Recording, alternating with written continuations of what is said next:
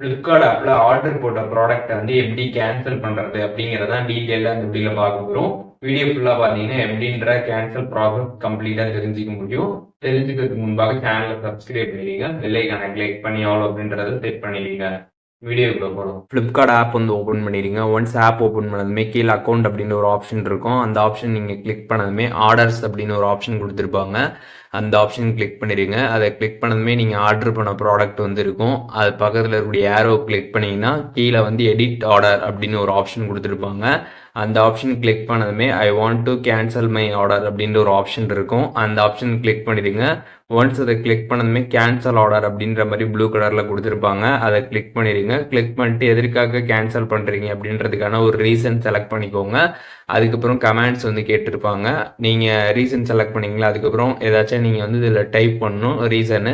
Type பண்ணிட்டு கீழே submit அப்படின்ற ஒரு ஆப்ஷன் கொடுத்துருப்பாங்க. அதை கிளிக் பண்ணிடுங்க. கிளிக் பண்ணதுமே பார்த்தீங்கன்னா கேன்சலைசேஷன் கன்ஃபார்ம்டு அப்படின்ற மாதிரி வந்துடும்.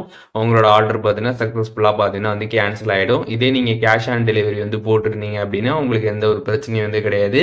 இதுவே நீங்கள் வந்து அமௌண்ட் வந்து பேங்க்லேருந்து ட்ரான்ஸ்ஃபர் பண்ணி ஆர்டர் பண்ணியிருந்தீங்க அப்படின்னா உங்களுக்கு அந்த அமௌண்ட் பார்த்தீங்கன்னா உங்களோட பேங்க் அக்கௌண்ட்டில் பார்த்தீங்கன்னா வந்து கிரெடிட் ஆகிடும்.